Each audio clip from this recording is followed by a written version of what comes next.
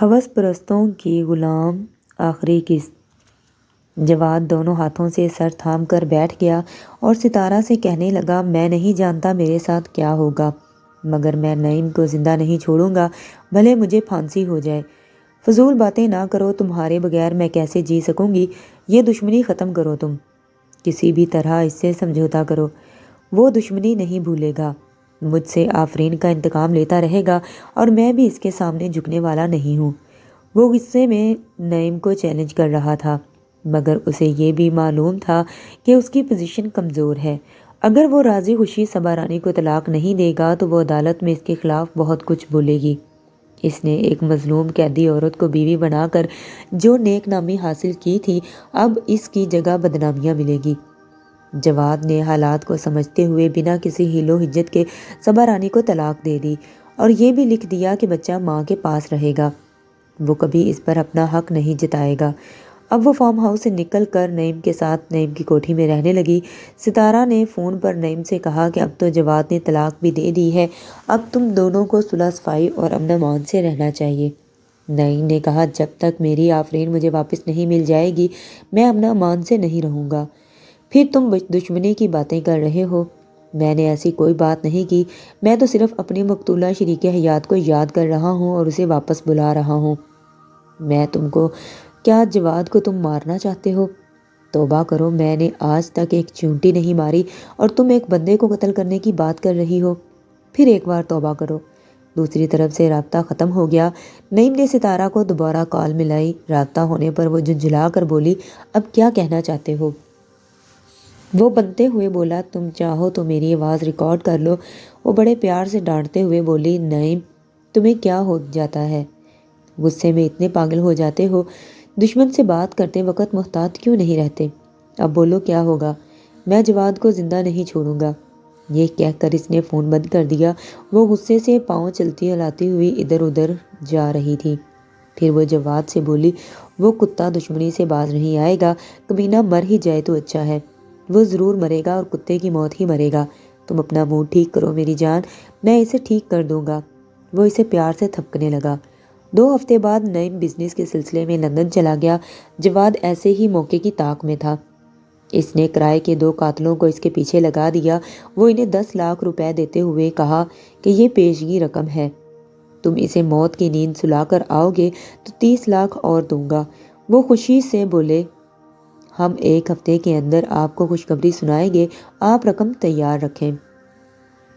وہ انہیں رخصت کر کے ستارہ کے پاس آ گیا، اسے بازوؤں میں بھرتے ہوئے بولا، میں نے کرائے کے قاتلوں کو اس کے پیچھے بھیجا ہے، 2-4 دن میں خبر ملے گی۔ وہ کم وقت مرے گا تو صبا رانی بے سہارا ہو جائے گی، پھر اس سے نمٹ لیا جائے گا۔ میرا بچہ جلد ہی تمہاری گود میں آنے والا ہے۔ نعیم دشمن کی چال سے بے خبر تھا، بے خبری میں یقیناً مارا جانے والا تھا۔ لندن میں کاروباری مصروفیات ایسی تھی کہ کسی دشمن کے متعلق سوچنے کی فرصت ہی نہیں مل رہی تھی۔ وہ ایک ہوٹل میں ڈنر کے بعد اپنے اپارٹمنٹ میں آیا، بہت تھکا ہوا تھا، لباس تبدیل کر کے سونا چاہتا تھا۔ ایسے وقت میں کال بیل کی آواز سنائی دی۔ اس نے پوچھا، کون ہے؟ باہر سے آواز سنائی دی، میں ہوں رستم بابا۔ اس نے دروازہ کھولتے ہی حیرانے سے پوچھا، تم پاکستان سے یہاں آئے ہو، کیا کسی کی سپاری ملی ہے؟ وہ دونوں اندر آ گئے۔ انہوں نے اپنا ریوالور نکالا۔ رستم بابا نے کہا کہ جواد اکبر نے آپ کے نام کی سپاری دی ہے۔ دوسرے نے کہا، وہ الو کا پٹھا نہیں جانتا کہ ہم آپ کے لیے کام کرتے ہیں۔ نعیم نے کہا، تم لوگوں نے ستارہ کو اغوا کیا تھا، وہ تو تمہیں پہچانتی ہے، وہ موجود ہوتی تو پہچان لیتی، پھر وہ ہمیں 10 لاکھ نہ دیتا آپ کو قتل کرنے کے لیے۔ نعیم نے کہا، اب تم اس میں 10 لاکھ میری طرف سے جوڑ دو اور جا کر اسے خوشخبری سنا دو کہ میرا کام تمام ہو چکا ہے۔ مطمئن کرنے کے بعد میرا انتظار کرو، میں وہاں آ کر بتاؤں گا کہ اس کے ساتھ کیا کرنا ہے۔ وہ دونوں اسے سلام کر کے واپس چلے گئے۔ جواد کی شامت آ گئی تھی، اس لیے اس نے رستم بابا کو واردات کے لیے وہاں بھیج دیا۔ انہوں نے واپس آ کر نعیم کا شناختی کارڈ اور موبائل فون پیش کرتے ہوئے کہا، ہم نے اسے قتل کر کے دریائے ڈیز میں بہا دیا ہے۔ اس کے لیے یہ ثبوت کافی تھے۔ اسے یقین ہو گیا کہ اس نے بقیہ 30 لاکھ روپے اور دے دیے۔ کرائے کے قاتل خوش ہو کر چلے گئے۔ دوسرے ہی دن لندن آفس سے اطلاع ملی کہ نعیم صدیقی پچھلے 2 دن سے لاپتہ ہے۔ وہ وہاں نہیں تھا، پاکستان میں بھی نہیں آیا تھا۔ لندن میں اس کی تلاش شروع ہو گئی تھی، کوئی سمجھ نہیں پا رہا تھا کہ وہ کہاں گم ہو گیا ہے۔ ستارہ اور جواد مطمئن تھے، یہی سمجھ رہے تھے کہ اس کی لاش بھی کسی کو نہیں ملے گی۔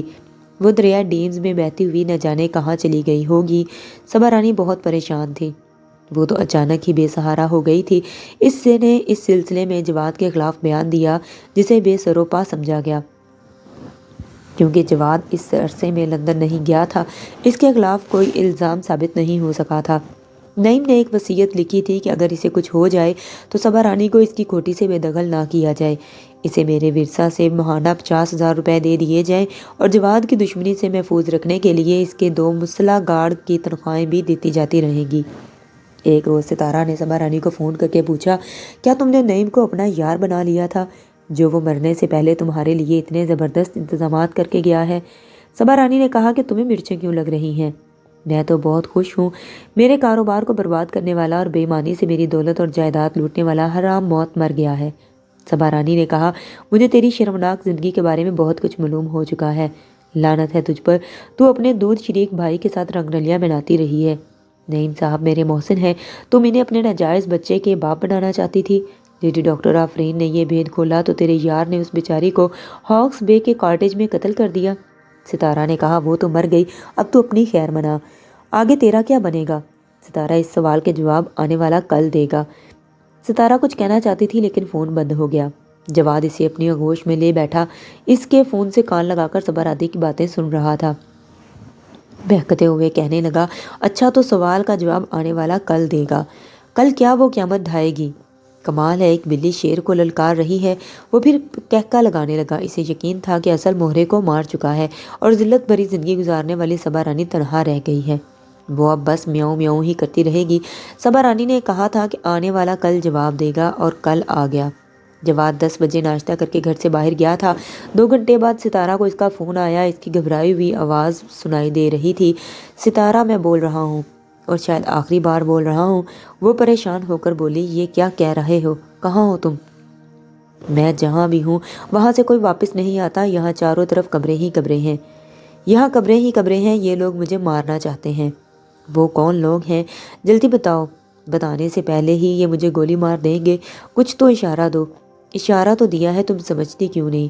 ہاں ہاں سمجھ گئی کہ تم کسی قبرستان میں ہو، مگر اس شہر میں کتنے ہی قبرستان ہیں، میں کہاں آؤں؟ جواب میں ایک بھاری بھرکم سی آواز سنائی دی، آؤ گی تو تمہیں بھی یہیں سلا دیا جائے گا، یہاں اپنے یار کے ساتھ سوتی رہو گی تو تمہیں بھی کیڑے کھائیں گے۔ کون ہو تم؟ کیوں ہم سے دشمنی کر رہے ہو؟ یہ کتا جو ہمارے گن پوائنٹ پر ہے ایک غریب بے سہارا لڑکی سے دشمنی کرتا رہا، اسے ساری عمر جیل کی 4 دیواری میں رکھنے کی کوششیں کرتا رہا۔ جب قانون کی گرفت میں آنے لگا تو اس لڑکی کے ذریعے نیک نامی کماتا رہا، جب نیک نامی مل گئی تو اسے یہ گھر لے جا کر اس کے ساتھ جانوروں جیسا سلوک کرتا رہا۔ ایک دودھ پیتے بچے کو اس کی ماں سے چھین لینا چاہتا تھا۔ کیا قصور تھا صبا رانی کا اور آفرین کا؟ تیرے یار جیسے لوگ تو موت سے پہلے ہی انسان کو زندہ مار دیتے ہیں، مگر تیرا یار تو مرنے کے بعد بھی زندہ لوگوں کے ہاتھ خوار ہوتا رہے گا۔ آج کے بعد تو یہ تماشا دیکھے گی۔ یہ لے آواز سن۔ جواد کی چیخ سنائی دی، ستارہ مجھے بچاؤ۔ اس کے ساتھ ہی ٹھائیں سے گولی چلنے کی آواز سنائی دی، پھر بالکل خاموشی چھا گئی۔ ستارہ کے اوپر کی سانس اوپر رک گئی اور اس نے روتے ہوئے پکارا، جواد جواد تم بولتے کیوں نہیں؟ وہی بھاری بھرکم آواز سنائی دی، یہ اب کبھی نہیں بولے گا۔ اگر تم زندہ رہنا چاہتی ہو تو قانون کے محافظوں سے بولنے کی غلطی نہ کرنا، تمہیں اس کی لاش مل جائے گی، مگر تھوڑا انتظار کرنا ہوگا۔ اپنے فون سے جڑی رہو، میں کسی بھی وقت کال کروں گا۔ رابطہ ختم ہو گیا۔ وہ گمسم سی بیٹھی رہ گئی۔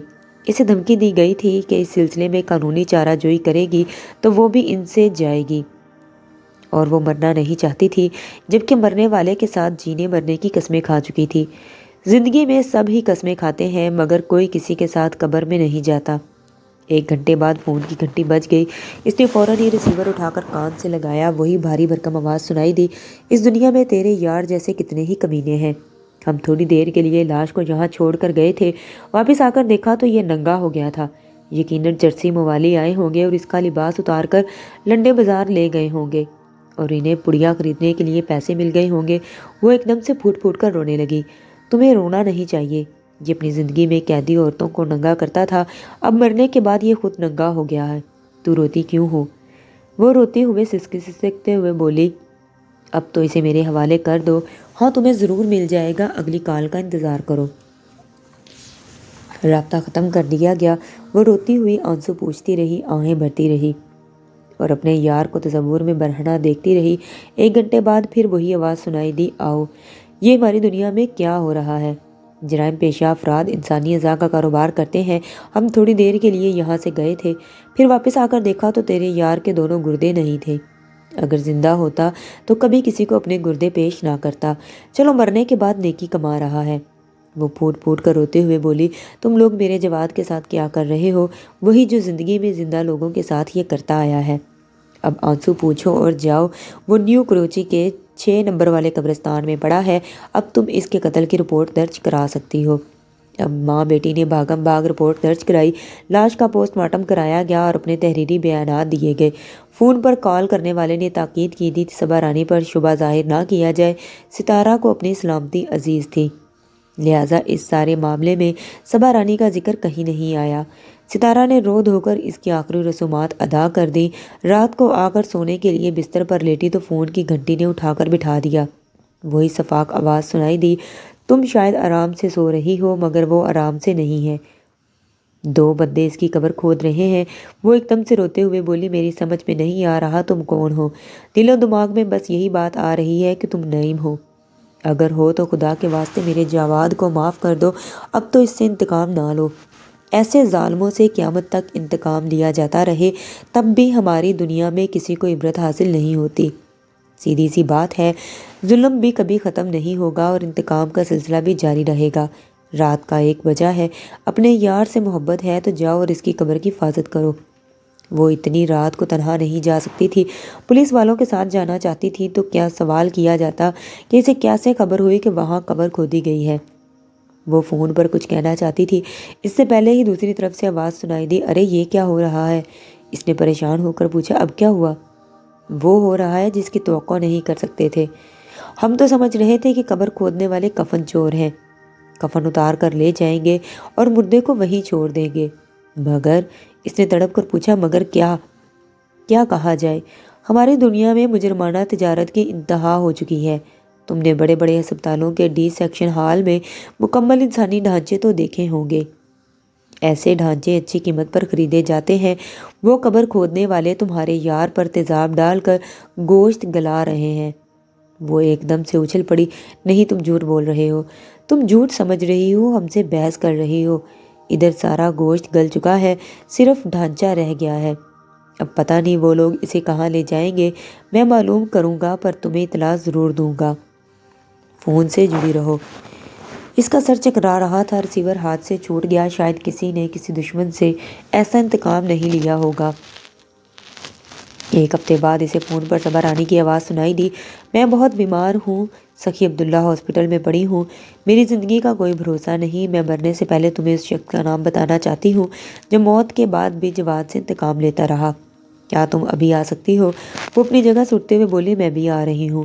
جس حلیے میں تھی اسی حلیے میں کوٹھی سے باہر آئی، پھر اپنی کار میں بیٹھ کر اسے ڈرائیو کرتی ہوئی ہاسپٹل کے مطلوبہ وارڈ میں پہنچ گئی۔ وہاں صبا رانی دروازے پر کھڑی ہوئی تھی۔